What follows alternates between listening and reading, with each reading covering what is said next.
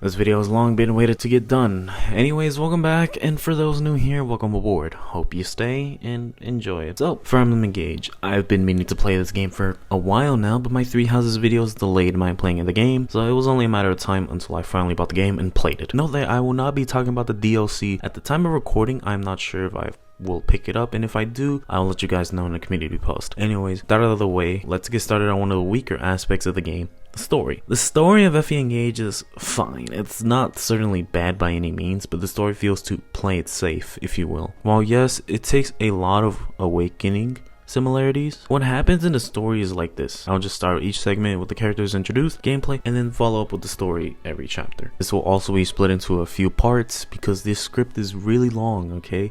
This episode alone is only 4,000 words. It'll take some time to get everything done, but by the time that happens, I will have a supercut version made. And yeah, anyways, let's just get started. The game begins with a opening cutscene of Alear trying to get through some palace doors, and as you get there, you confront this player's main villain, Sombra. In this game, which is basically a deity in this world, a fell dragon, and then Alear is the opposite, a divine dragon. The divine dragon in this game is basically like the divine dragon wants to go somewhere, everyone agrees, and rarely does anyone question Alear. There's not really many characters who speak to you normally, everyone just gives you praise. Listen, I get that you can't voice custom names and all, but it would be nice that the characters say your actual name, Alear for example, instead of Divine One every time. But the early game is you waking up and doing a few tutorial maps, like the prologue is just, you know, showing the engage ability and all that good stuff, so I'm gonna skip that. The first map is another tutorial map. You're introduced to the characters of Clan, Fram, and Vander. Clan, he's okay. I don't like him as a character that much. He also shares the same voice actor of Deku from My Hero Academia, so I think of him more as Deku rather than Clan. And I don't like Deku as a character, so I just don't like Clan. And as a unit, he's really bad. He has no magic growth in any of that sort of stuff. There are also better mages that pull up anyway. Fram is also Clan's sister. She is an energetic girl who is a huge fan of the Divine Dragon. She has some good support conversations as well that I really like. Her supports with Goldmary and Kagetsu, for example, are really good. She's a good character, but as a unit she's okay at. She's a good early game healer and can even use staves, making her a martial master with the ability Chain Guard, blocking any attacks from incoming enemy units. Using staves and heal is what's best for Fram in my opinion. You also meet Vander, who is the Shagan for this game, but you might as well just bench him from the beginning. I benched him after chapter 5 and he is not worth using or investing much into. His only benefits is he is the only axe user in the early game while having good defense to hold off flyers and any strong enemies before you bench him. And he's a good axe unit for a few chapters and that's it. Chapter 1 and 2 are just tutorial maps, so it's difficult to lose your units. And chapter 2 is a mock battle, but Lumera has Sigurd while you have Marth. So now it's a good time to explain the emblem, so might as well get it out of the way. Marth is a good emblem, having divine speed and the ability to break defenses, meaning that you give an extra attack when breaking an enemy while having a weapon advantage. Divine speed is also quite nice in dodging and doubling enemies when necessary. Lotus Star Rush is not a bad move early game, but after that it's not as useful unless you're using like a rapier to kill a calf, for example. It's nice early game, but that's it for Marth's ultimate. But Marth is a really good emblem and the first one you get, so it's pretty nice. Next is Sigurd, which can move across the map and reposition the unit by 2 or 3 tiles no matter what. That is mainly what he is moved for. You can just send someone in the middle of the map like a dodge tank and just enemy phase kill all the units. His ultimate is Override. It's good, but by the time you get him back, I rarely used it because the enemies are either really bulky or just his ultimate would put my user in a bad position unless the unit is a dodge tank. Chapter 1 begins with you waking up from an 1,000-hour nap and meeting Clan, Fram, and Vander, who are your stewards. So y'all all head out to go to Lethos Castle, and you go to the grassland and all you see is a bunch of corrupted trying to ambush you out of nowhere. Chapter 1 is ultimately a tutorial map, so it's just about activating your emblems, so it's not that hard to deal with. Chapter 2 is a mock battle of fighting Lumera and her fabrications, which is basically the divine version of the corrupted. It's basically the exact same thing. Aside from Lumera being able to move across the map, there is not much else to write home about. As I said, Sigurd can move pretty far and has Rider's Mane, so they'll put Vander in range. And defeating her takes you to the night where Alear is sleeping and has a nightmare of an evil version of herself.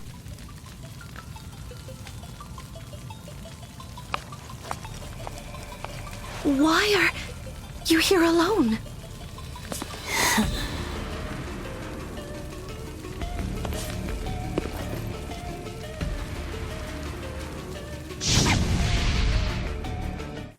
We wake up and suddenly there's an attack at Letho's castle. The reason why that is because there is an Emblem vault containing a good amount of Emblem rings. So we head there and there's a lot of Pegasus Knights coming in the map in chapter 3. Granted, not all of them are triggered, but still with 4 units, only this map will be tough. Until some units arrive. Made it. And not a moment too soon. The Crown Prince Alfred of Firenze is here to help. Let me at him. These 3 units are Alfred, Etienne, and Boucheron. Alfred is the Prince of Firenze and starts as a cav, and your first main lance user. Etienne is your early game archer. She has good strength growth rate. She lacks speed, however. Boucheron is, okay, I won't sugarcoat it, he's terrible. Very slow, strength is iffy, hit rate is abysmal. The defense could be a redeeming factor, but in hard and above, it's not extremely reliable to use Boucheron at all. He's not worth using or investing much into. Chapter 3 has Pegasus Knights and some archers. Vander is good at holding off these Pegasus Knights and tanking them. Etienne makes quick work of the Pegasus Knights since bows are effective against flyers and you move your way through the map as the boss does as well. She's a filler boss, so there's nothing story relevant about her, so just use Clan to do some magic damage, finish her with Alir for some extra EXP, and you make it to the ring vault and see a hooded figure, where Alir attempts to fight it, but the mysterious figure disappears only for it to spawn back in and attempt to kill Alir with some magic spell. Lumera, in the nick of time, comes in and takes a devastating blow to protect you. She transferred her divine dragon powers over to you, so no matter what, she is gone. The scene is quite touching too, see? But can a single Fire Emblem parent survive and not do the tradition of dying? Even so, there is not much we can do as she is basically dead. Alfred makes a request of asking for aid from the queen at first, now dead. Alir is basically the new divine queen or whatever. Alir knows she has the responsibilities of the queen, so she presses on and we head to Firenze, the area Alfred is the prince of. But before we do that, let's head to Somniel, this game's hub world. As much as I want to jump to the next chapter, the Somniel is truly an area where the player can relax and be at ease, knowing they have some downtime before the next map. You can cook food to get buffs, buy weapons, ores them to be stronger, buy healing items, staves, and tonics to assist your units to stay on the battlefield and be much stronger. Buy clothing items for cosmetics, train your units, and build emblem bonds in that arena. Fish for relaxation in the pond, do workout minigames. But these are useless after you start buying the tonics. Pet the Somniel mascot, Sami. I named mine Shuko anyway. But that is the gist of what you can do in the Somniel, aside of a few things that aren't useful to me personally. Maybe the ring temple to make the sub rings, but I didn't do much with it. The Somniel is pretty good and miles better than the monastery. What makes the Somniel good is that you don't need to do as much work in the Somniel. Cooking the food, the arena, and forging weapons is all you really need to do to get a good use off the Somniel. You can jump from map to map if you like, but that would seem like a bad idea in maddening. But that's the Somniel in a nutshell. Basically, a prep world or relaxing world, depending on how you view it. Anyways, chapter 4 is the first chapter where you finally have a prep screen. You didn't have these for the first 3 chapters. This is the map where you pick up Louis, Chloe, and Celine. They spawn right off the map surrounded. Let me introduce the character of Chloe, Louis, and Celine. Chloe and Louis are Celine's retainers, and Celine is Alfred's sister, or the Princess of Firenze as well. Celine is a good mage, but unfortunately she gets replaced by another mage soon after. But she can still be good, and it's worth investing a bit into her. Chloe is a really good unit, but I decided to not use her in my playthrough for some reason, whatever the case could be. Louis as well, he's a good tank for the early game, but after chapter 11 he does fall off quite a bit. But that's it for Louis. Louis can still be a unit if you make him a cav, but I just decided to not use him because I didn't want a 4-move unit who can die from mages that are quite frequent in the later game maps to die often. So Louis, he can be a good unit, but I just decided to not use most of the Firenze units aside from Etienne. That's pretty much it. The boss is another filler character. This map is mostly a bunch of corrupted while buying time for Chloe and Louis to get to your squad. The boss is the armor knight, so you are fine just using Celine, Clan, and finishing with the Lear with the rapier. You also get Celica, so warp Ragnarok to your heart's content. While she has not much physical defense, so do be careful using her with Celine. Celica is a magic emblem. She has warp Ragnarok and some other tomes you get for her upgrades and bond levels. She has magic boost, so putting her on a mage is a no-brainer. So you head to Firenze Castle, and your objective is to protect the queen from getting assassinated. And you meet Zephyr, a hound, one of the 4 hounds even. She talks a lot of garbage, yet sits out on this map. You have yet another filler boss who will die because he is subordinate. I forgot his name, but there is no point in remembering it. This map is fairly difficult since you can't just directly move straight to the boss by slowly walking your way up. There are couple units to kill and some archers, calves, but this is the first map where their reinforcements spawn. I believe mostly calves, so it takes time to kill the boss, and he doesn't have much movement, so you kill him. You invaded my castle and threatened my mother. I'll slay you where you stand. Oh, the Prince of Flowerland is threatening me. I'm real scared. Raise your sword!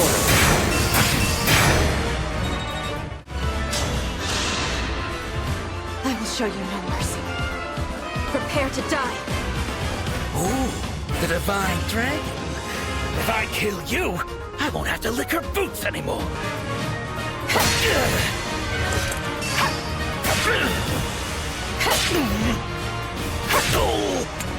I had to stop you. He runs off and gets killed off screen in the following chapter. Chapter 6, you go into some dark forest at nighttime, in the ruins to collect the next emblem, Mikaya, until you run into Yunaka, who stole the emblem and tries to lie out of the situation until we see a bunch of enemies looting a village, and this is where one of the most hated map styles for me comes in, Fog of War maps. Now, normally the main gimmick of Fog of War maps is that you can't see jack shit.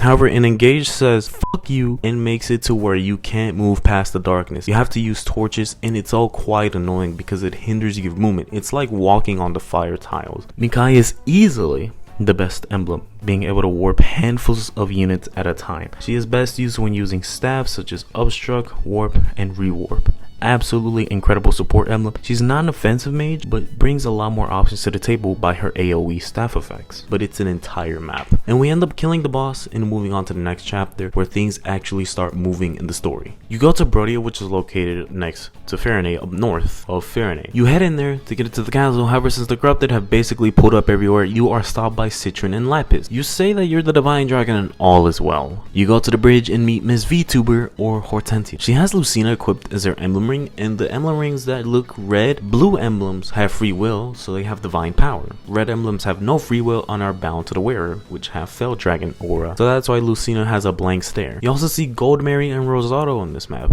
and are Hortensia's retainers. You are also introduced to Lapis and Citron, as well as Alcrest, which Lapis and Citron are Alcrest's retainers. Lapis joins your team, and Lapis is a sword user. She is decent for an early game unit, and she starts off with a blade type weapon. These weapons can smash the enemy, moving them back a tile or two depending on the class, and these can be good on tanks such as Louis, but getting potentially doubled for slight damage and a smash isn't worth it. So personally, I didn't use the Great Axe or Great Lance weapons. Citron is a mage and pretty much one of the best mages in the game. She doesn't have the best defense in the game, but her magic growth is consistent. She also isn't fast, but she hits hard like a truck anyway, so I put Citron in my starting lineup since that map. Alcrest, I decided to not use him because I was using Etier, and Alcrest seemed pretty weak, and I could have used Lynn maybe, but Etier has the better strength growth, so I chose her instead of Alcrest. I'll try him out on Maddening and see what he does, but for now, I chose not to use him. So, Chapter 7 is a fairly difficult map. There are flyers coming in closing on you, so you turtle for quite a bit. There are also armor unit as well, paladins that aren't the most difficult to take out because breaking and all that good stuff. Defeating Rosado was quite easy, but Gold Mary has the ability to reduce hits from male units. Why? Because this is the definition of elegant, even if Citron is the more elegant one in my opinion. But Gold Mary isn't the hardest to kill because of female units, and Hortensia has Lucina, and Lucina doesn't do much when equipped with Hortensia. She doesn't even activate it, and doesn't do much with baiting a chain guard, so just bait with that, and a Bozier is fine enough to finish her off, and that's Chapter 7. Here!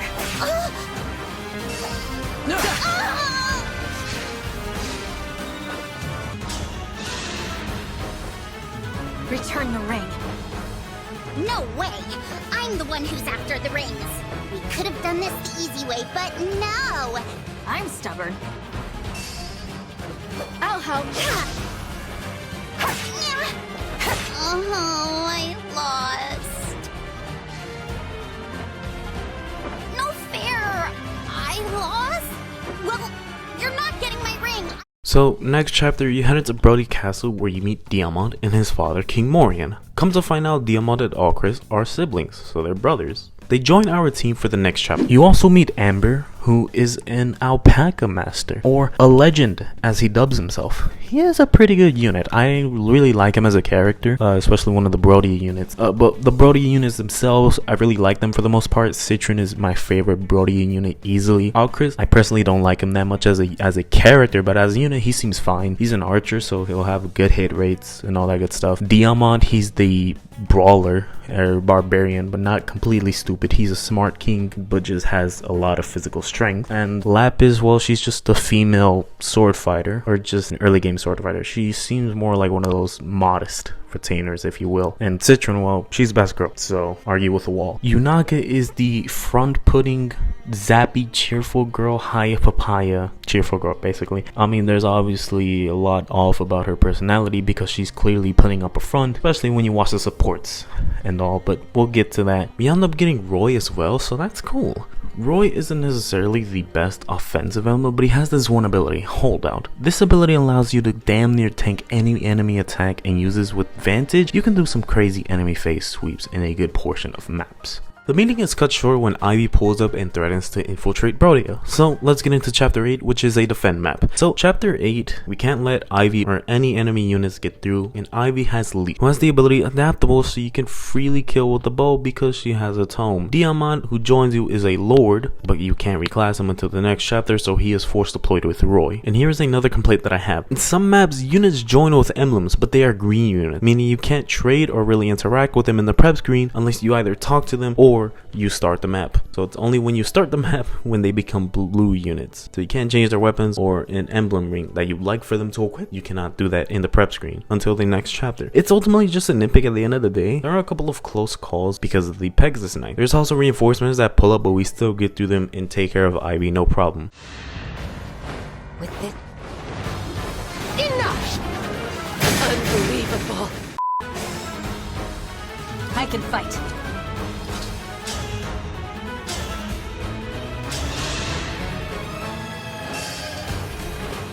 My turn. You're dead.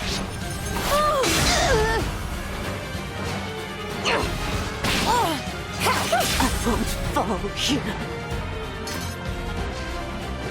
We go back to the king and says he's going to go out there and take care of the incoming battle and come back safely. What an incredible way of giving subtle foreshadowing from the writer. I knew damn well he was dead, and what do you know? He's f***ing dead, okay? The king of Illusia pulls out Lyn and just one-shots him. Don't get me wrong, Lyn is powerful, but still, that's bullshit. So, chapter 9, we fight Ivy again, and this was the king saying, "Yeah, my daughter, you're dead anyway. Go and buy us time before the enemy shows up." So we fight Ivy and fold her like a lawn chair, and her retainers, Zelkov and Gegetsu, pull up. Gegetsu is strong and has a Wu down for a weapon, who has fairly high crit rate depending on the unit. His strength and speed is no joke. He's also fairly tanky as well, but not too tanky where you can't fight him at all. Zelkov is also another thief similar to Yunaka. He uses knives and such. He's quite fast, but the poison we can use a bit. So if it's stacked, it can be pretty dangerous. We fight Ivy again, but she is much weaker without an emblem. And I forgot to mention this earlier, but she has 2 health bars in both maps. In this game, units can have multiple health bars with life stones, so a certain unit with Roy can be very annoying. Ivy wasn't too hard to kill with the right setups. Ivy leaves knowing that what she is to her father and leaves us be along with her retainers. We end up running into Vale out of nowhere, but she guides us to the next location, which is the Stynia Cathedral in Illusia. We end up in the temple and are greeted by the king, King Hyacinth. So you know how I told you a little while ago that King Morian got folded like a launcher once Lyn came out of King Hyacinth? He's back, but corrupted. So he is dead and a zombie, yet powerful still. So we kick off the map in the entrance of the temple, but earlier in the cutscene we were just inside the temple talking to the king. Also in chapter 10, this is the first time you hear of the stalwart preparations theme. This preparation theme basically signifies that the chapter you're playing, narratively and gameplay wise, means actual business. So gloves off, kiddo. We're getting down to some real shit right here.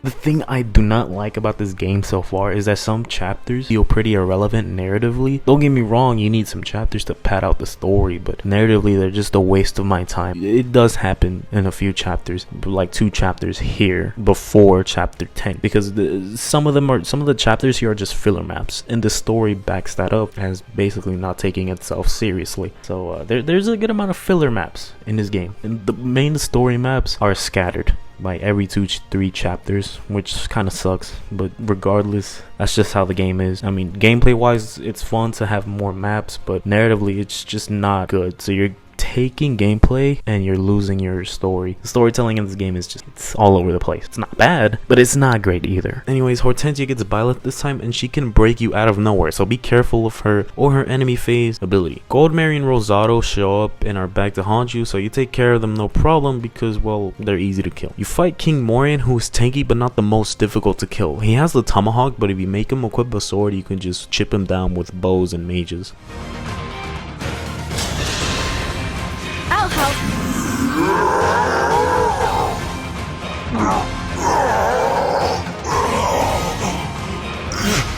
Strong of body, strong of heart.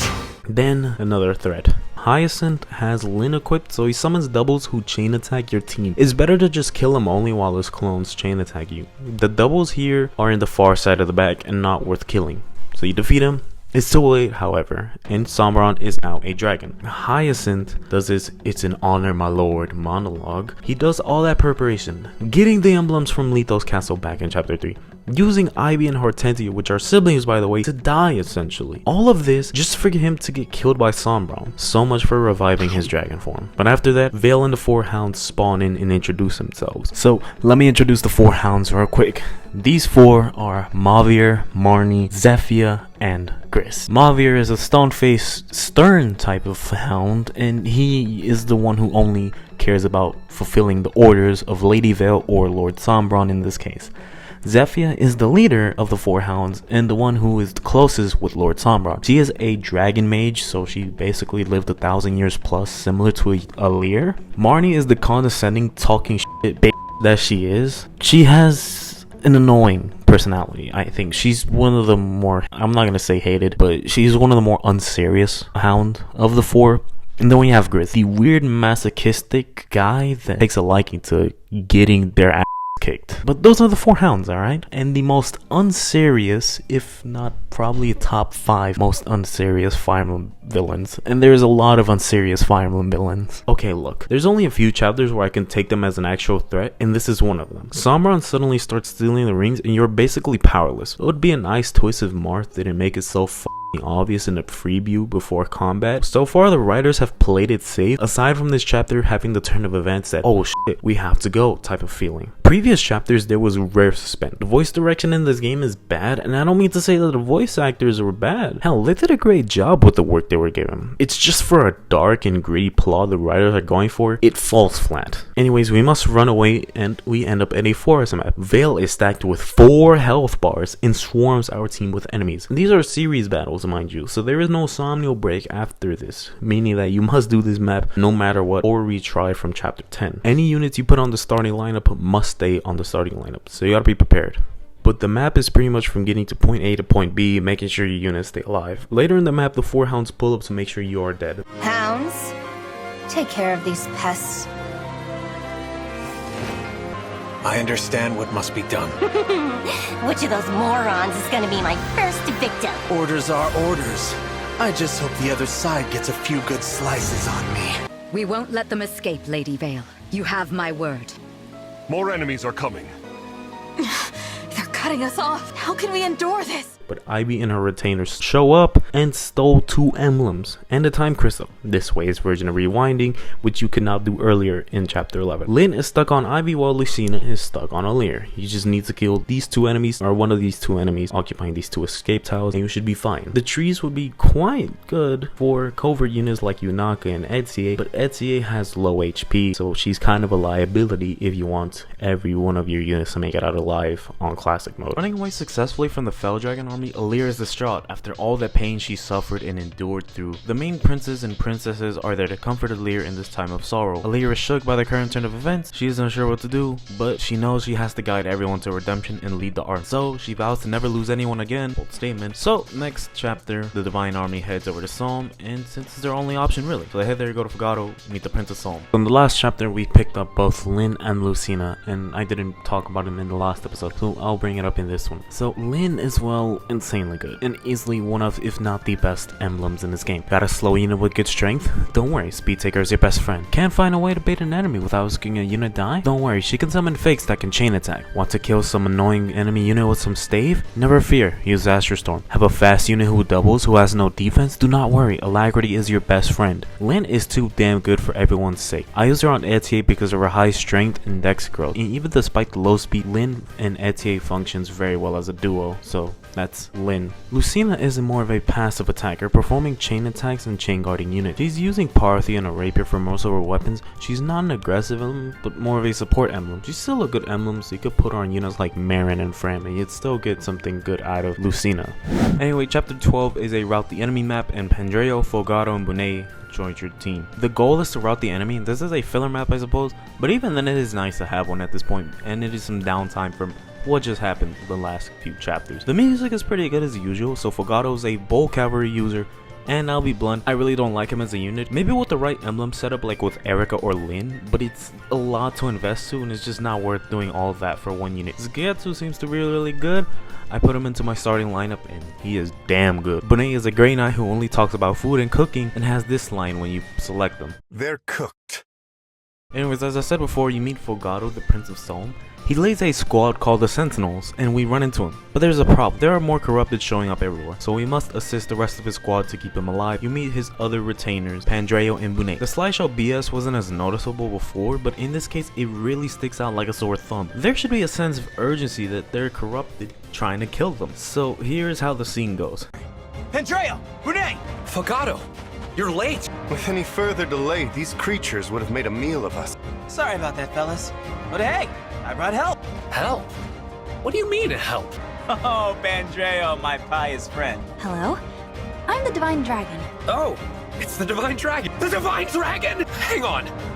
What were you thinking, bringing the Divine Dragon here? Mind you, they're corrupted right in front of them, ready to kill you, but they're not taking the threat seriously. So now I'm in my couch, not taking the corrupted seriously because it's a Tuesday afternoon for the characters despite literally getting their asses beat not even a chapter ago. We're already back to the theater BS. Fogado and Bunet hit the bench. And tanks are just not that good in this game in my opinion, but reinforcements come in, and since there's quicksand on the map, it's annoying to navigate through the map. There's also green units, but I just let them go to the Shadow Realm. Not sure what you get for saving them. No dialogue really happens if they die. So yeah, chapter 12 is a fun chapter. It's tedious, but you can still have some fun out of it, especially on subsequent playthroughs. Fogado and Bunet join the bench, but Pandreo is staying. It's good to have a healer and a secondary mage. However, there's an emblem that'll make him a lot better, and we'll get to that soon. So after that, we make it to Salm, and we meet Fogado's mother, Sephora, or Queen Sephora formerly. Since she personally knew Queen Lumera, she is naturally allies with Alear. So you request that she gives you emblem icon, and now the unserious theater bullshit comes on. In a time where we desperately need emblems, the four hounds are hunting us down, we are limited on emblem rings, this bullshit happens. I'm all for funny cutscenes and all, don't get me wrong, but in this game the cutscenes that are supposed to be playful and lighthearted fall flat and are timed really badly. This would be fine every now and again, but it happens quite often. Mind you that we lost all of our emblem rings a few chapters ago and are running away from the four hounds and the Fell Dragon army. The stakes are high and any major blunder could be costly for the Divine Army. Regardless, the Queen tells us Tamara has the ring,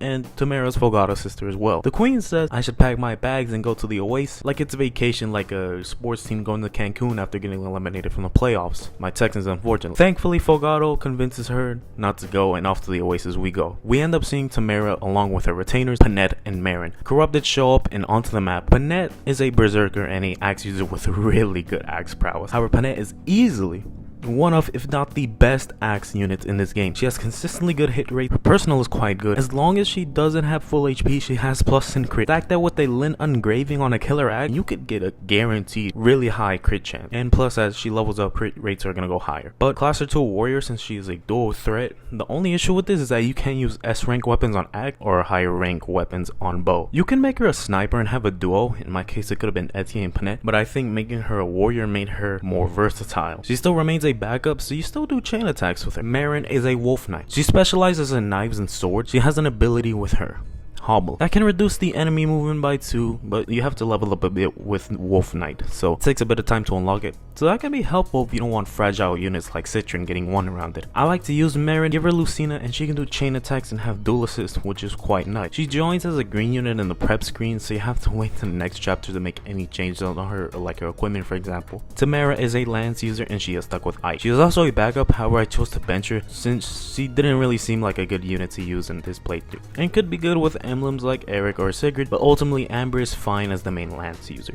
Alright, so you pick up Ike in this chapter, and well, I mean, he's an emblem, I guess. I personally never used him much throughout the game, and his ultimate Great Ether is not bad if you're using tanks in this game, but in higher difficulties, tanks are not as reliable. Chain attacks do damage to you regardless, no matter what, so even if you're a dodge tank or a defensive unit, the chain attacks will do at least 3 to 5 damage to you no matter what. So that's one of the big issues, though tanks can be liabilities. So this is another Fog of War map, and it's filled with a bunch of breakable obstacles, so enemies can easily spawn in and out of nowhere and just kill your unit, or just literally come from the shadows, if you will. Part of the map is also water, and only flyers can move around it. The bosses are 2 brothers whose name I already forgot and don't really care much for anyway. I kill them with Kagetsu no problem, and that's a very tedious map to get through for the first time. On repeat playthroughs it can be easy, or you can even cheese it with a longbow. Anyways, after the map, a Somme soldier warns Tamara that Princess Hortensia has breached Somme Palace. Once we do arrive to the palace, we arrive and meet Hortensia, as she threatens to kill the queen, but like the player, the characters aren't taking her seriously. Tamara talked like she didn't give a f and said, "You can take my family hostage, but these rings are mine." She gets infuriated and Zephyr spawns in out of nowhere, putting Hortensia in a hex curse, making her evil. So we prepare for battle, and oh look, the 4 hounds are already dead. So much for being a threat. This chapter is pretty slow and turtling for the right side of the throne room. It's what I did. You run into Marnie, Mavier, and Zephyr, each having a few health bars to spare. I take out Marnie with Citra no problem, Mavier with a bunch of range attacks, and Zephyr with a leer.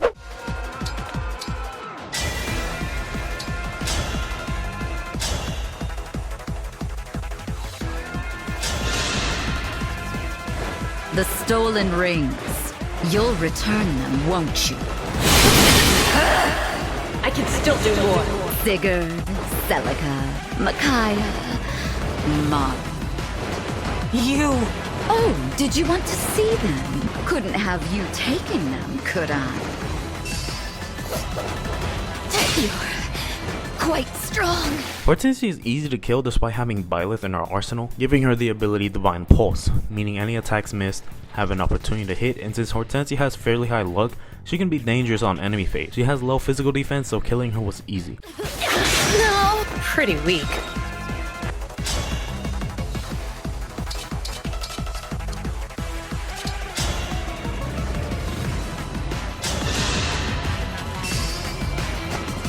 I'll help.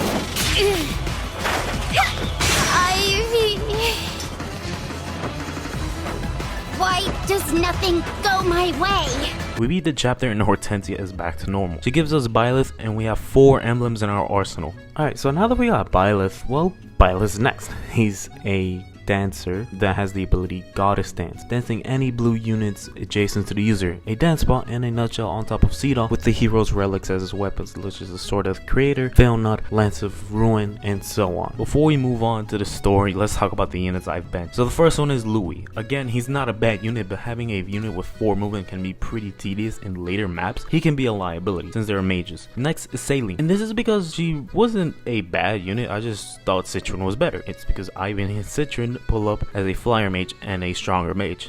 It's simply why I benched her. She's still a solid unit early game, but it's, you know, Citron's way better, okay? Lapis is up next, and she's not the best unit. Serviceable, yeah, but Kagetsu is right there to use them on my starting lineup, and I have too many sword users on my team. Sorry, Lap, I really like you as a character though. Jade, I didn't bother mentioning in part 1, so why should I now? Alfred got replaced by Amber, and it's as simple as that. These units can be viable, but I prefer the current units I have in my starting lineup. But anyways, let's get back to the main story. The queen is pissed off as Hortensia for threatening to kill her, but she lets it slide through her having to help out the Divine Army in future battles. So Hortensia joins the team and is a starting unit in my lineup. Hortensia is a healer, so primarily she is quite good for healing duty, and given her Micaiah, she's easily one of the best units to have on your team. It'd be nice to have her with a Micaiah, but right now we don't have Micaiah since she got stolen. But she can use tomes anyway, and quickly upgrade her to her advanced class Sleipnir Rider. By this point of the game, you should have your advanced classes ready. Following chapter 14, the queen tells us where the next ring is,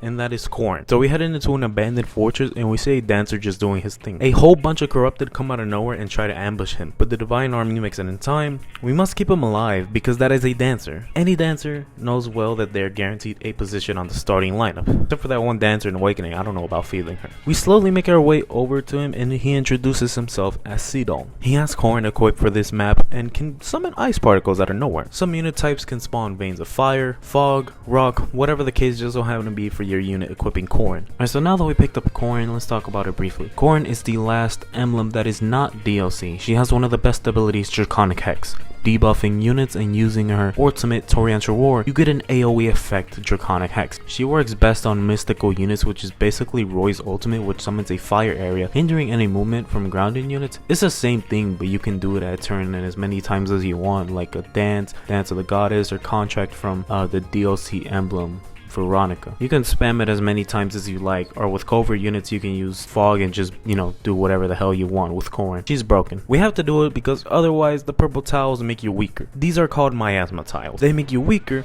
but the enemy gets a buff. So the ice veins help out nicely as they serve as dummies for enemies that can pass through. So you can use them to block off enemy paths or buy time for you and your units to regroup.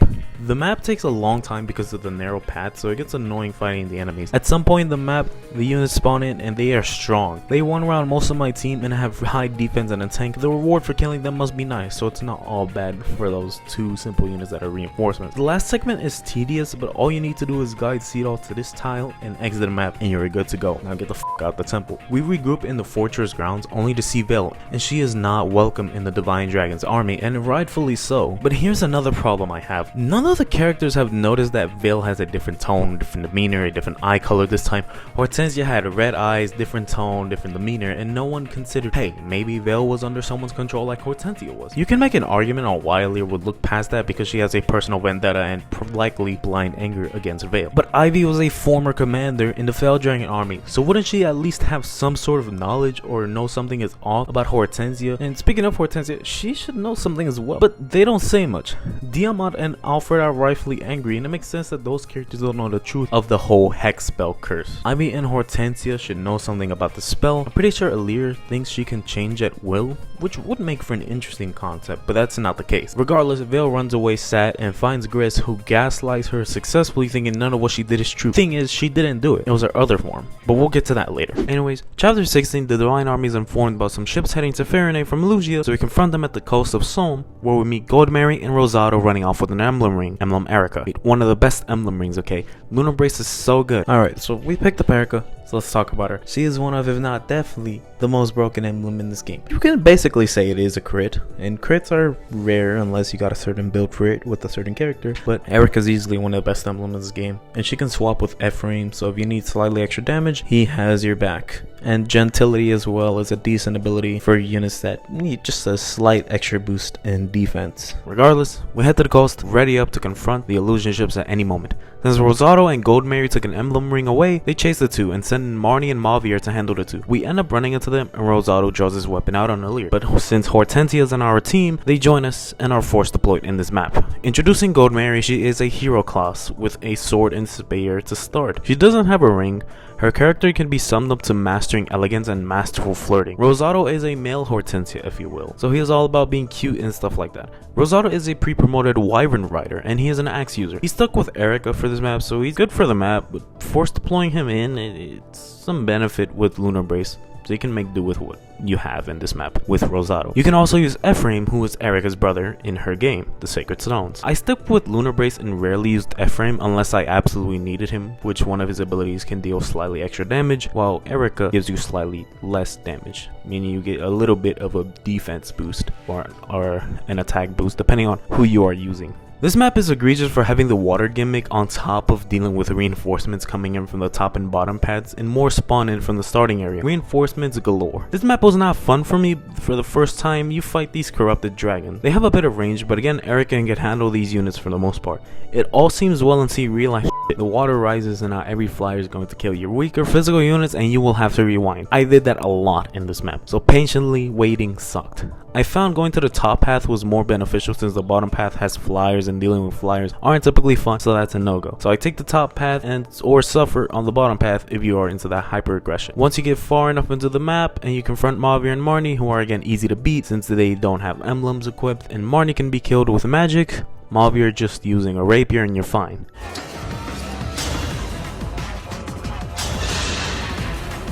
Here we go! Beaten by a bunch of weaklings. Fine. We'll call it even.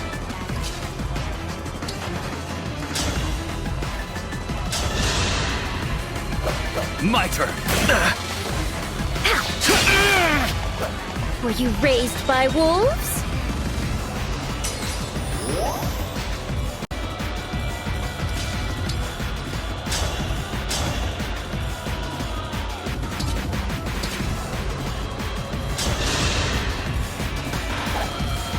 I'll go first. Not done yet. Not done. Don't break too easily. He made use of Nurkic's screensaver. I withdraw for now, but we will meet again.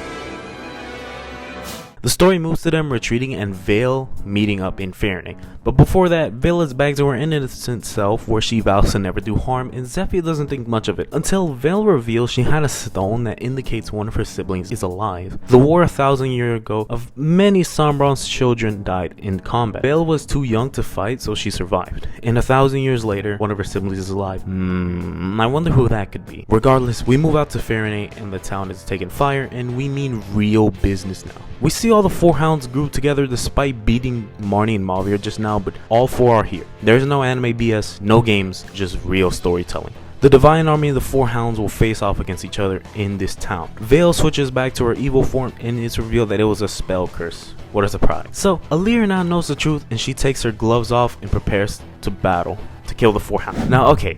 This is what a good chapter is. You have 6 emblems on your side, they have 6 on theirs, so both armies are evenly matched. This is easily the best chapter in the game since the 4 hounds are being treated as a real threat. They burned the town in Fairney and are planning to invade it to kill the queen. Yet notice how earlier Fairney was blooming flowers and a beautiful landscape. Now it's nothing but a wasteland with all the burning windmills and stuff. We move on to the map and oh my goodness, the objective is to kill 6 bosses. This was the first time in a while where I was genuinely invested in the story and wanted to get the map going right away. The atmosphere, the music, everything in this chapter is being treated as if it's a final map. And this chapter captures that perfectly. The bosses each here have an emblem equipped. We'll go one at a time. The first boss we deal with is Gris, who has Celical equipped and isn't much of a threat to begin with. He does have a reckless warp Ragnarok on Pandreo, and since he has high res he can handle it just fine. We take him out no problem and there are more beasts to handle. Enemies are everywhere, but since picking up Corn and giving her to Pandreo, he can use Fire Veins as he is a mystical unit, so you can spam Fire Veins as much as you'd like.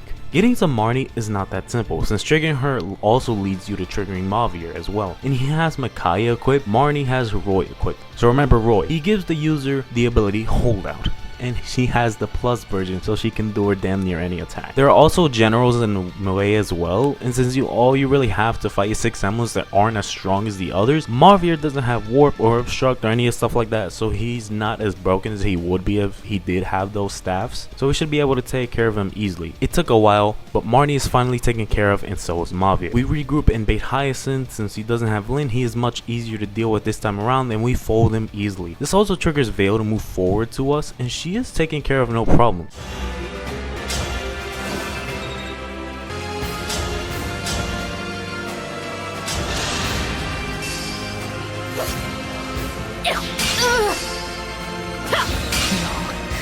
It's not possible. How could this happen? I promise you will not survive our next encounter. There are a lot of Emblem recharge tiles, so the devs were quite generous to give us that many tiles to recharge. Anyways, Zephyr is the last unit we fight, so as she approaches we tank her hit. She can use override, so do be careful of that, especially if you have any cabs or sword unit in range. You can also use cancer and puts herself in an awkward position where not all my units can jump in and do some damage, so I have to be careful. Even so, she is no match for my team and they retreat. No need for restraint, Sigurd. Run wild.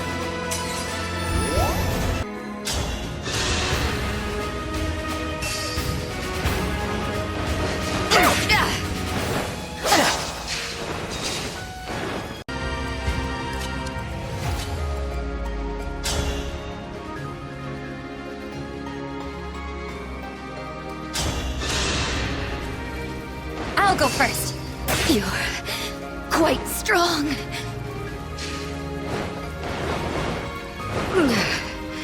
Armed like this, and yet I did not win.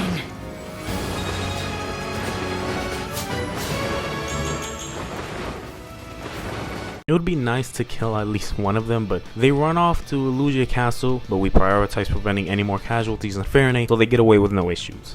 The next chapter is another filler chapter. It's the same boss from chapter 3, but hold up. Is that an NPC with an actual name? Let me talk to him real quick. Oh, and welcome to the team, Lyndon. He's an old man. He joins with a good amount of SP, and 2000 SP for that matter. So you could give him Draconic Hex with Corn and make him a debuff unit, but I already have Citron on the team, so I skipped out on him. Anyways, chapter 19 is another filler chapter, and I want to say that, but you fight Marnie and Mavier, but it doesn't mean anything in the bigger picture because you don't kill them, so you ultimately just wasting your time fighting them, and f this map for having me spam Fire Veins, Obstruct, Mavier, Warping units, Marnie's holdout, dealing with the reinforcements.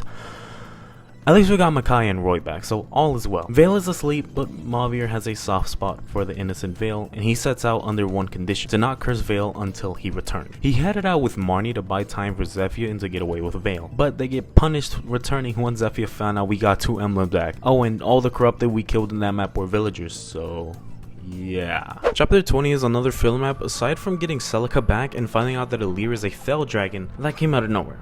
So Alir is having a mental crisis, but the power of friendship is here to help. This makes it twice a major turn of events happen, and it's treated lightly. Back in chapter 11 and this chapter now. The actual map is a fog of war map with Gris teleporting across the map. So he plays hide and seek with you on top of not being able to see in the dark. It's nice they have Makaya back, but you can't really do much. Sure, you can light the room up, but it'd be a waste using her.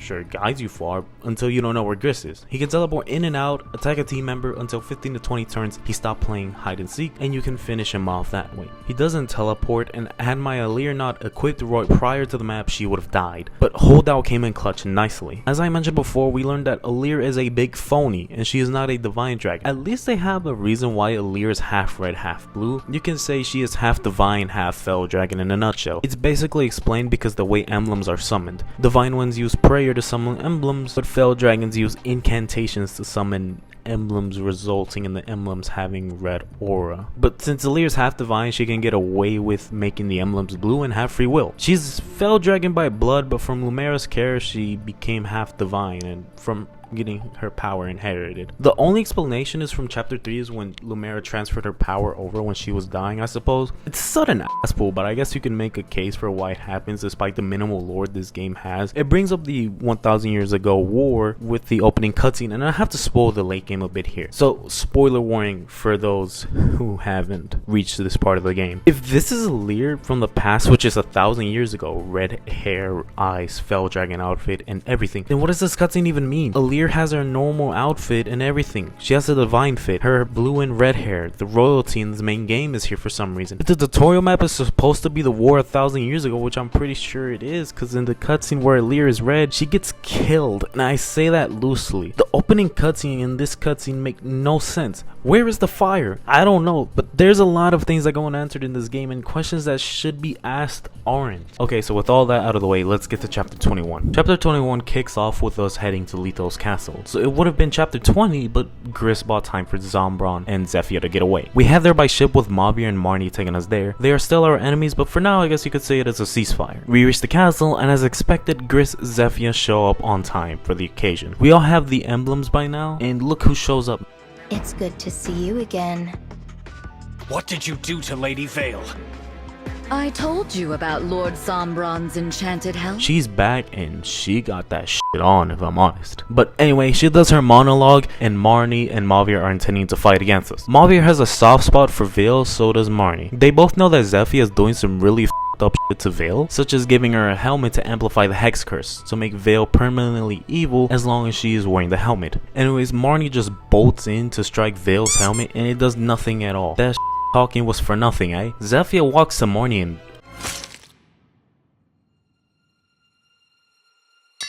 oh shit, she's dead. I didn't see this coming in, and hear me out. We whipped Marnie for 4 maps, and I thought, okay, it's villain plot armor, so she'll die when the game wants her to die. And it was that time. So it was sudden to see her actually go. Mauvier is distraught of this outcome, considering that Zephyr always called them family. Okay, that's just bull.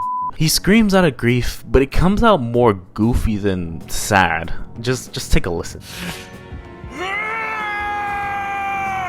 With that out of the way, let's kick off the late game. Chapter 21 is a serious chapter where you fight Zephyr, Gris, and Vale as the bosses. The start of this map is painful, so you see a couple of beasts in front of you and a line of armor units, so I crowd control with fire veins and upstruck whenever I can. This is useful for, well, crowds of enemies. Just look at the screenshot from chapter 25 right there. Are also reinforcements coming in from the sides as well. In my opinion, it's better to handle the right side because it's sages and they're easy to take out, yet while playing the map, I ended up taking the left side where archers spawn in and could take out my softer units. If this was 3 houses manning where reinforcements are same turn, this would be hell, but thank goodness they didn't decide to do that for this game. But even worse, in some maps the reinforcements are infinite, so take that how you will. We confront Gris and make light work of him, and same along with Zephyr, but since they have plot armor they don't die and just retreat. Look, I really don't care for them at this point of the game, and the game should have them dead when they want them to die. We've encountered and fought the 4 house too much that I think they're straight up immortal. Vale is also folded like a launcher, and side note, her black dress does look awesome. I wish they showed that more, but instead of just being a one-off like this, it would have been nice to see in chapter 17. We take care of Vale no problem because of how broken Panette is, and that is chapter 21. No, it's not possible.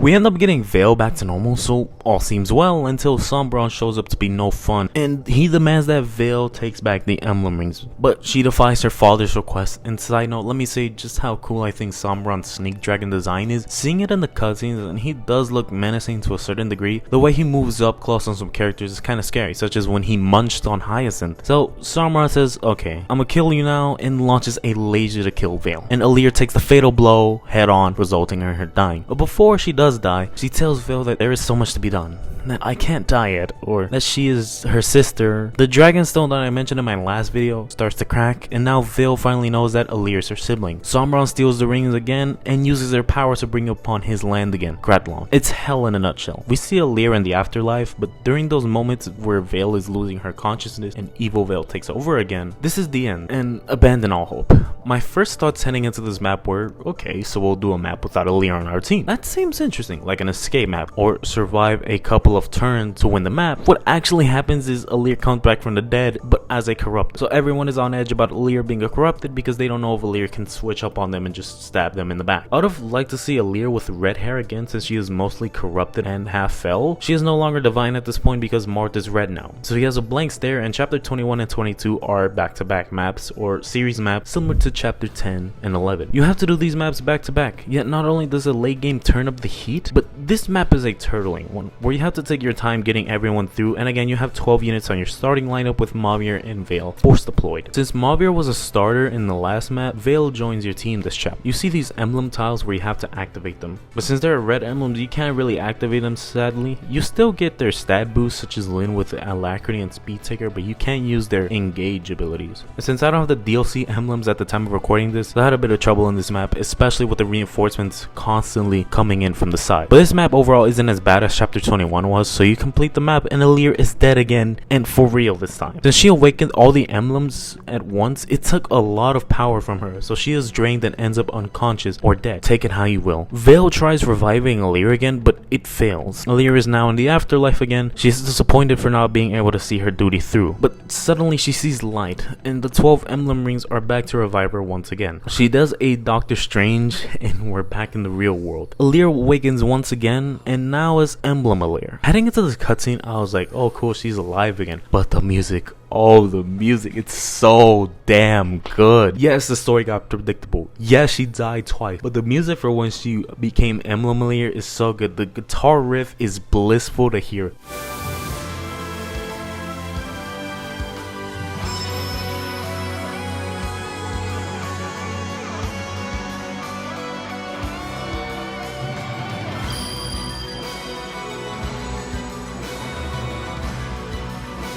Anyways, we are back as Alear and she has fully blue hair. So you think, oh, she is fully divine now. But nope, she still has the Colgate build. Anyway, since Sombron brought back Gradlon and created a portal to another dimension, I suppose. He has 3 shards guarding those portals, and we have to travel through the Gradlon land to take them down. First stop, the volcano area of Gradlon, where we run into Zephyr and Gris, and yes, this is the final confrontation of them, because this is the late game, so there's no reason to keep them alive. So, let's kick off the hell of chapter 23. This map took me nearly 3 hours to clear. Now, why, you may ask? So, let's list a few things that will make this map hellish. Number 1, the Fell Shard. So these things have a gimmick, and in this case, they launch meteors at you. Zephyr and Gris are both together in this map. So they don't kill you, but they leave you vulnerable. These rocks are also in the way, so you have to be careful in navigating your way through the map. And there are 2 paths to the bosses. On to the right, in the longer path, I'm assuming, and one on the left. Well, I'm assuming it's the hard and shorter path to get through. The reinforcements, my goodness, they do not stop. And this map is easily the map where I had to use the most fire veins, Kaya obstructs, just to crowd control the enemies. There are enemies coming from all parts of the map, and it's just brutal. Triggering enemies also doesn't help, and yes, I'll admit my playstyle is not as safe as it could be, but I'd like to play with Rift, and if they do work, it's a solid reward, but not in this map. You have to stick with your group, and the starting positions of your units are split up, so there's an initial wave of enemies coming at you from the very start, so any weak physical units are done for. There are so many cabs, flyers, berserkers come in so fast and play aggressively on you. This is on the top dealing with the meteors, so you're turtling your entire way to the boss, and wherever you may be, there's always an enemy 2 tiles within your team. I slowly but surely take care of all the units coming through, and I left Kagetsu by himself on the left side so he can handle Gris and keep the left side reinforcements at bay. Zephyr herself is a physical attacker in this case, uses a physical weapon, Georgios, however you pronounce it. So she is using no tome, so chipping her down with chain attacks and debuffing with Dragonic Heck does fine damage to her, and I finish her off with Etier.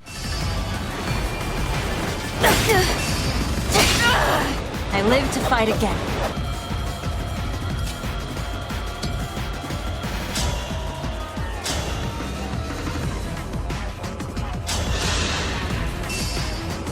I'll help.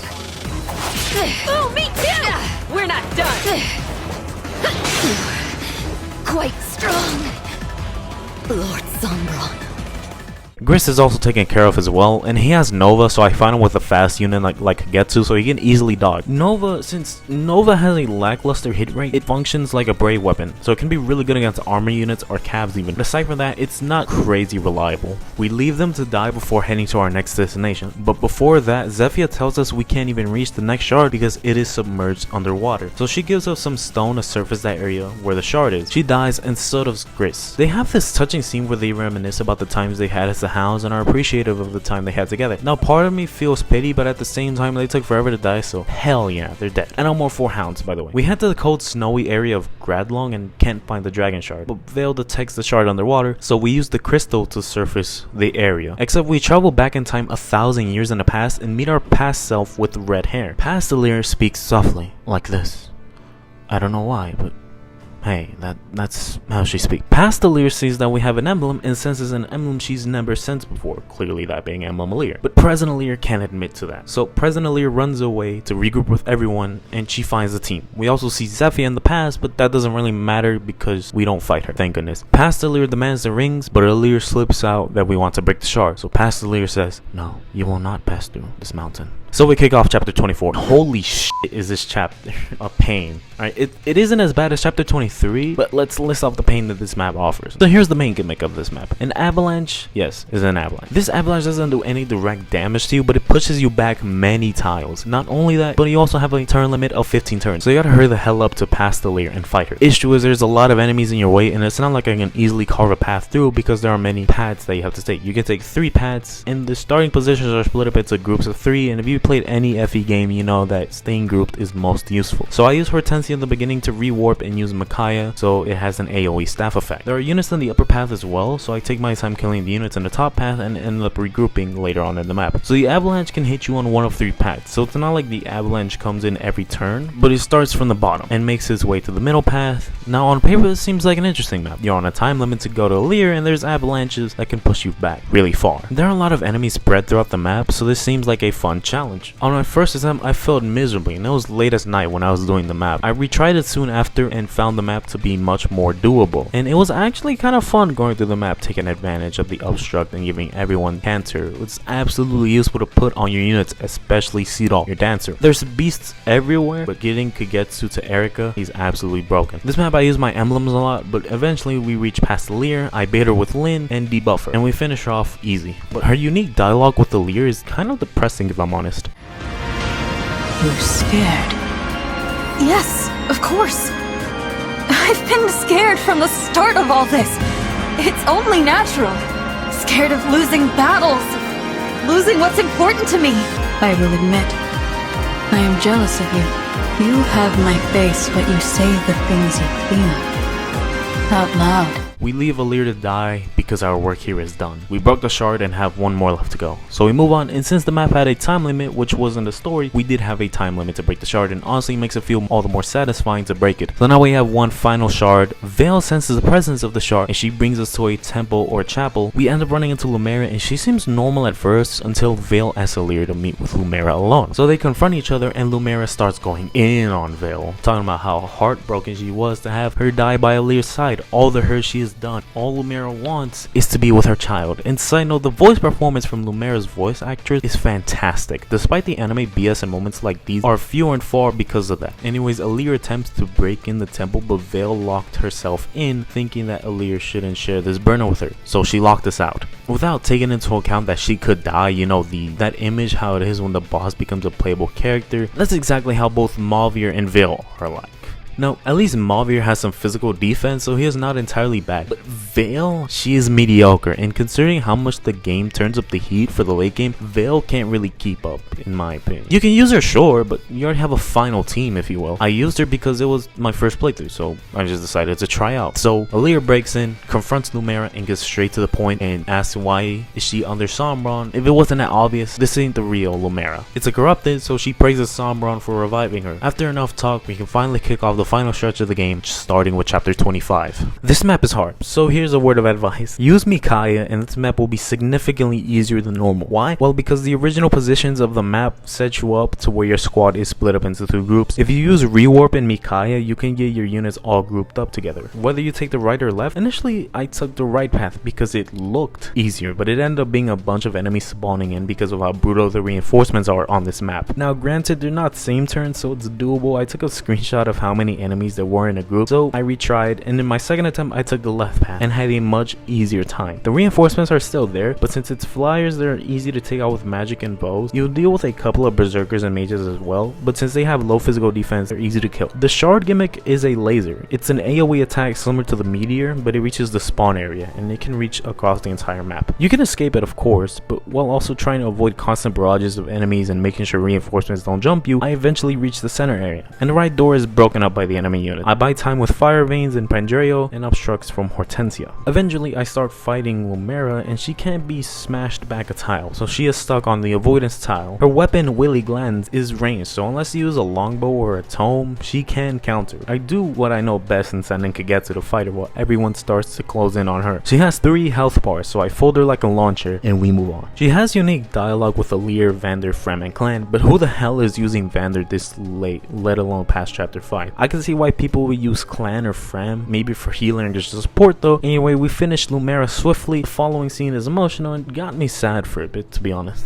they depart and vow to see each other again, whenever that'll be. So with chapter 25 done, there's one final wall to get over before this game is finished. Chapter 26 can be accessed to the Somnial once you choose to depart. There is no going back. Not really, because you can do whatever the hell you want before finishing this map, like finishing paralogs, grinding SP through skirmishes, forging weapons to the max, and whatnot. So it's that time. We pull up to Sombron and confront him, just so have a whole bunch of nonsense that the characters spit out and how what Sombron is attempting is evil. So basically, talk no jutsu. It fails because Sombron, he just wants to invade Otherworld. The team gets ready, and as we start the final map, all of our emblems are wiped from us, so we can't use it. Okay, seems cool, you fight Sombron without engaging and not being able to cheese it. Yet I'm being so for real when I say the power of friendship cancels out all the powerful aura Sombron has. You can't make this shit up, man, because there's one thing I'll give credit for. This shot of all the emblems together standing is awesome. It gives me some Smash Bros. Brawl vibes. Seeing all the emblems rising up again and coming together for one final battle was neat, but seeing Vander in the cutscene made me chuckle a bit. Anyways, we kick off the final battle and set in the big stage for the portal between worlds. This portion of the map is simply killing a few enemies, baiting Sombron with a mage because that is a primary means of attack from him in his normal form. Then, once you take him out, you advance to the next phase. While Sombron becomes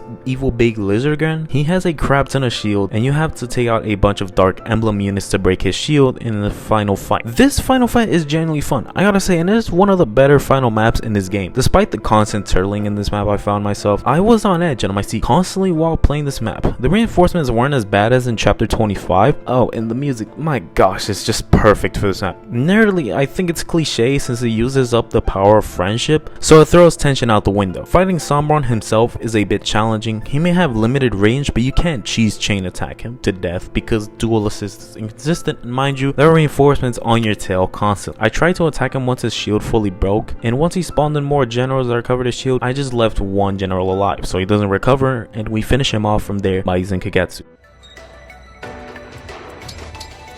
All right.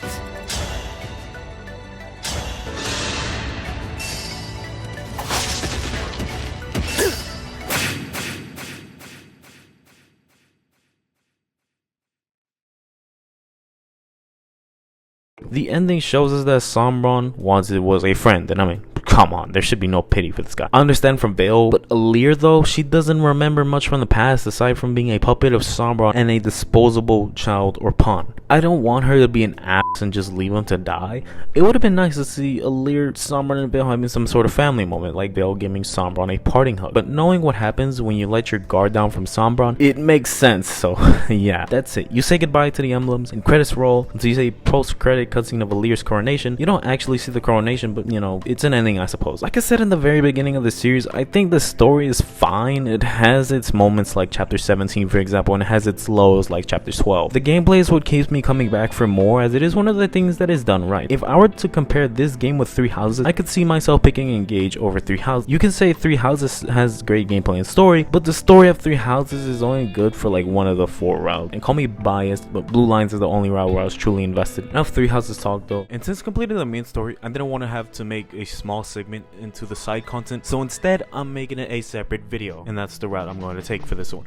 This will be primarily about the paralogs and supports and the characters in general. This has been a really long series to work on with over 12,000 words in my script, and it was fun making this series. But anyways, we'll get started with the main side content, the paralog. These are set up by progressing the story, and the result is upgrading your emblem or unlocking a unit, such as Jean and Anna. I'll quickly gloss over the paralogs that unlock these two characters, Jean and Anna. Jean's map is the first paralog you are able to do in this game as early as chapter 4. So, Jean and his family are doctors, and the village is being raided by guess who? The Corrupted. The issue that comes into play is the constant wounds inflicted on the villagers, so it's a bit much to keep with. We pull up and take care of them. By this point of the game, you have Marth, Sigurd, and Celica as your main 3 emblems so far. And you can use Sigurd with Louis Lance. He is tanky, so he can buy you time. The enemies are located on the far right of the map, so you don't really interact with them too much until you reach Jean and rescue him. You have to talk to him, so he is a blue unit and you can control him. You route the enemy and that's that. There's not much else to say since it's the easy paralog and it's the first paralog you play, so yeah. And Jean joins your team shortly after. He's a sleeper unit, so you can make him a mage knight, a sage, martial master, whatever the case just so happen to be, anything of that sort. The next paralog isn't unlocked until chapter 6, and you head over to some ruins in Fahrenheit to stop thieves from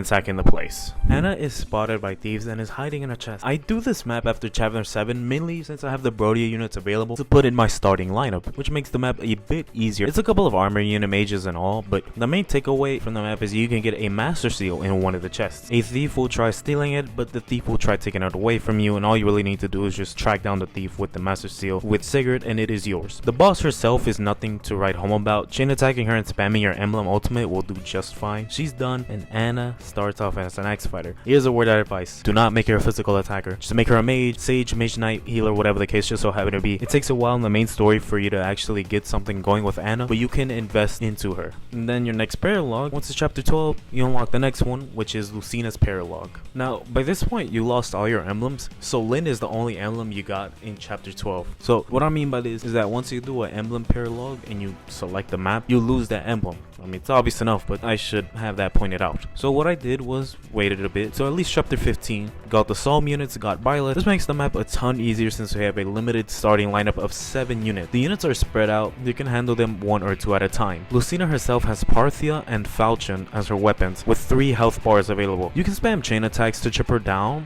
while using a few of her emblem ultimates. Using Violet will help you in killing Lucina, as well as a bit of a Panette crit build, but that's not as necessary as you think it is. You can use a double of Lynn to bait while regrouping to set up for a kill. So now that Lucina's taken care of, we have her maxed out so you can unlock more abilities and emblem weapons. She is usually the first emblem paralogue you do and the easiest out of them all, so it's not too bad. Alright, so Lynn's map is a bit tricky since your units are split up into groups of 4. You gotta deal with Bone Knights, Wyverns. Taking out units in front of the tent is the best play, since once he gets into Lynn range, she uses Asher Storm and summons her double. I move as far away as I can from her so units trigger don't gang up on me. She's easy to take out since Goddess Dance is busted. Fighting her on enemy phase is risky due to the chain double she has, potential crits, and her rapier weapon shredding cabs an armored unit. We max her out and unlock the weapon Mulagir, which is a busted weapon. Ike's map is meh, since you can easily cheese it by rushing the left side, and there's a ton of enemies as well, such as Great Knights, Sages, mostly cabs in a nutshell. Ike himself is a bulky unit, using Resolve, Wrath, and Ragnall as his weapon to counter ranged units. He's not too hard to kill. I found myself doing most of the paralogs in chapter 18 since a reasonable time to grind. By that point, you get Sigurd back as well, so you can use that to build up Bond the XP. And speaking of Sigurd, I thought Sigurd's map was fun on hard mode. It was nothing too crazy,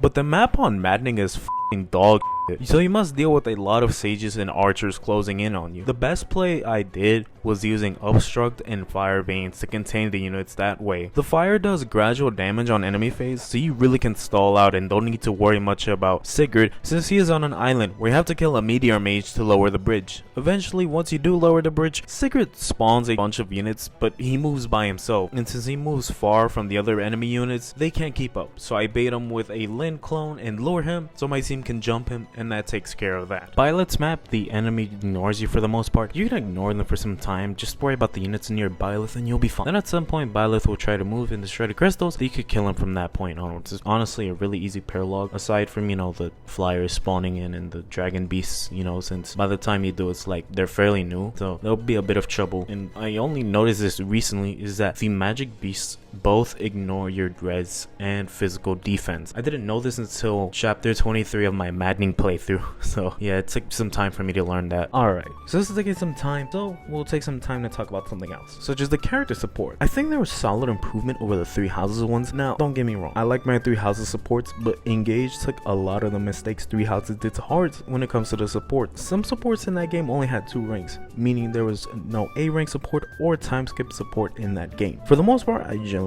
enjoyed the supports in Engage. Some that stood out to me were Pandre on Panette and Saphir and Vander. One showed a more authentic side of Panette, and the other showed, you know, just some goofy little fun, you know, Vander's knitting skills, for example. And speaking of the characters, I'll categorize them based on their region. So let's start with the Faranese unit. For the most part, they are good. I really enjoy everyone in that group except for Boucheron. Yes, I'll hate Boucheron until the end of time, but everyone else is great. Etier, the muscle gym rat, and for me, I love weightlifting. So at some point, I thought she was my favorite girl. Saline is good. I don't really have any crazy positive things to say about Saline, but she is a good character. Her brother Alfred is a comedic relief barbarian who can be one stupid meathead, but will do whatever he can to protect his country, so when it matters most, he will show up. Chloe is a fun character at first. I didn't really like her much, but she grew on me once I started playing Maddening. Louis is a fun character. His voice is one of my favorites because he sounds so nonchalant. Unfortunately, as a unit, he's meh, since he falls off quite a bit.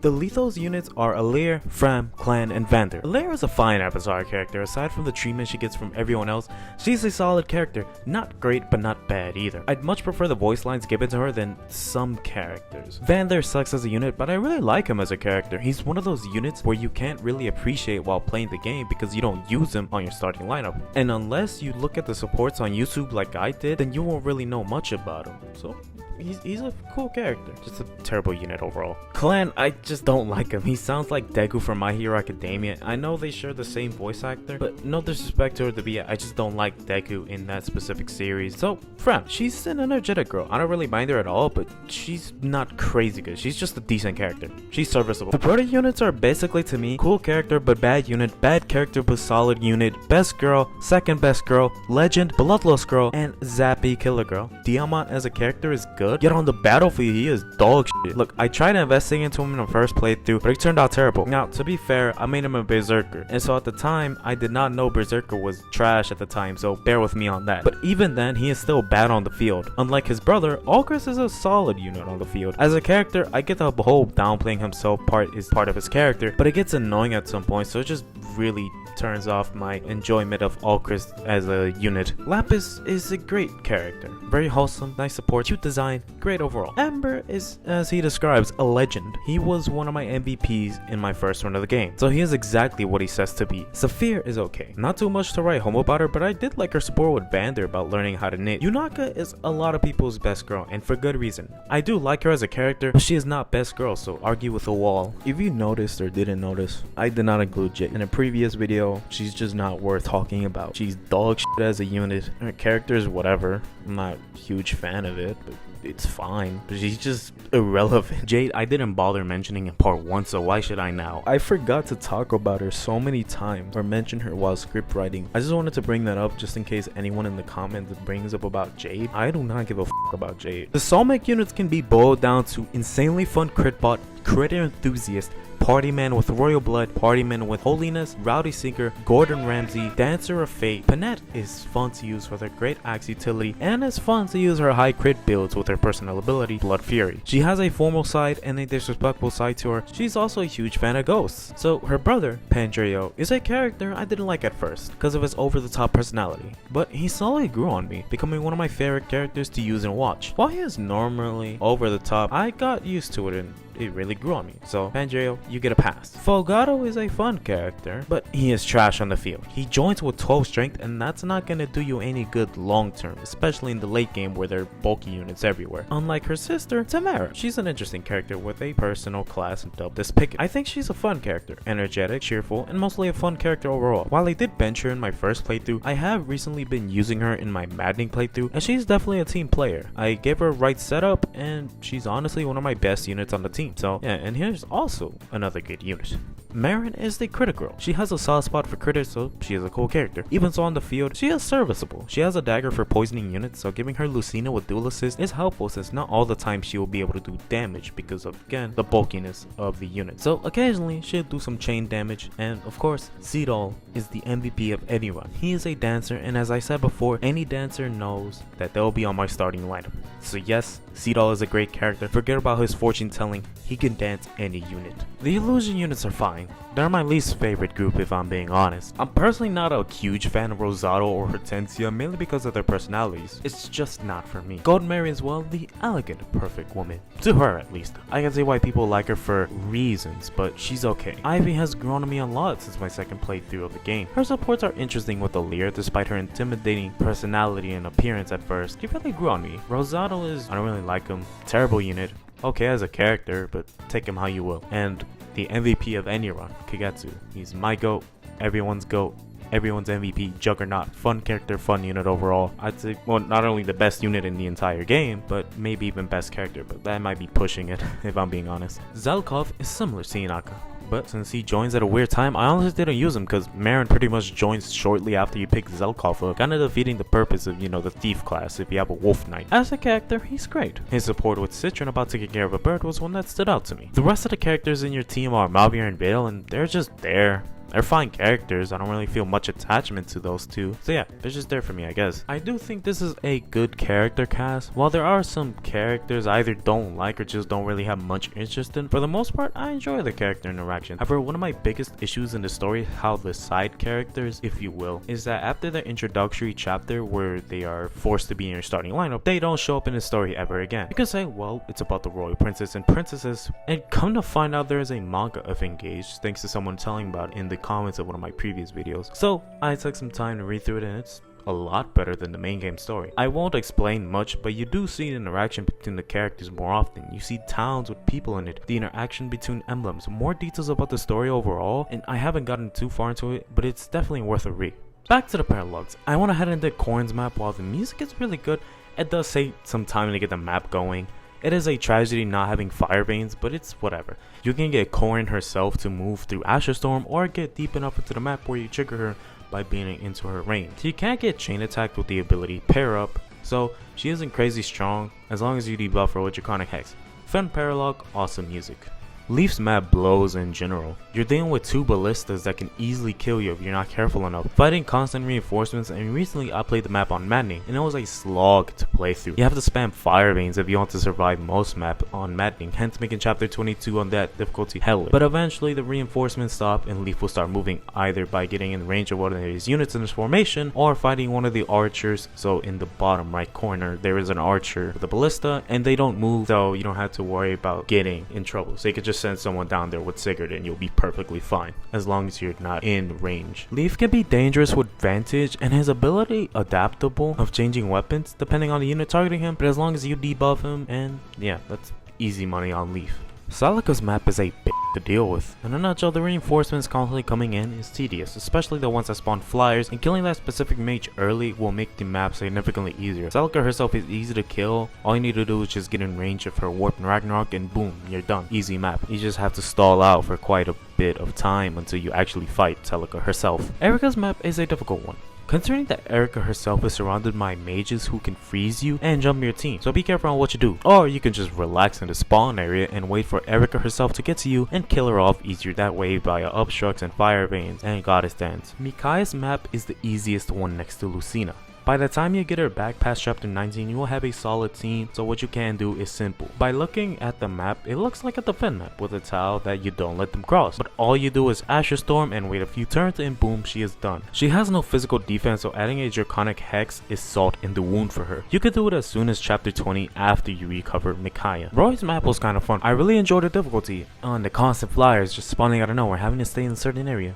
Oh, and the mages that can easily wander around you, how wonderful they are to fight. Okay, jokes aside, this paralog isn't that bad. Sure, the wyverns are annoying, but you can obstruct their hollow when need be. Take them out with archers and the rest of the map is simple. You can contain Roy with fire veins or obstructs, but he does have holdout, so having units chain attacking him with backups is optimal for defeating him quickly in one turn. So yeah, that's Roy's paralog. But here's a paralog that isn't an Emblem paralog. Instead, it's a paralog that you must complete if you want to S-rank a character. It f***ing sucks, I'll tell you that much. Goal is to kill one enemy at first, and you could cheese it by using the AoE obstructs via Mikaya, Goddess Stance, and boom, that's phase 1. Then the reinforcements spawn, and it just takes a crap ton of time. Oh, and one thing before I continue, there's this one ability that prevents you from gaining EXP or SP for that matter. It's called Void Curse. This can be in reinforcements in paralogs such as Flyers in Celica's map, or notably the Wyverns in Marth's paralog. And this transitions over to the last paralog, Marth paralog. Now, before you go ahead and correct me, this is non-DLC, and I don't have the DLC, so I will probably make a separate video on that in the future. But anyways, Marth's map is a slow paralog. Now you initially fight a few axe users, then reinforcements spawn in the beginning, then the sword units spawn in with tomahawks equipped so they're ranged. Spamming fire veins with Corrin is the best bet, then the wyverns start coming in. That Void Curse ability pokes his head again, so it's not like, oh, free EXP. No, that's not how it works. Now look, I get boss farming for EXP and gaining EXP from these reinforcements would break the game, and that's fair, but intelligence assist system decided, screw you, you will suffer these reinforcements, and in some cases they are infinite, whether that's the main story or the paralogs. There's also a key element in this map in that the walls are impassable, so wyverns coming through a very strict path, so you can have a single unit, preferably a dodge tank, contain them. And since the main gate where Marth is at is one tile wide, you can exploit this until you confront Marth and take care of him. Now be careful of his Lotus Star Rush and the Martial Masters that chain guard him. Even so, he is quite easy to take care of. Now that's the side content in a nutshell. There's the DLC, and again, I don't have the DLC, so until then I won't be mentioning it now and probably for a little while. So thanks for sticking all the way through this video, the Supercut, whatever you're watching for. And yeah, Engage, it's a really fun game. You know, I had a lot of fun with it. It's definitely a game I'd replay every now and again. But again,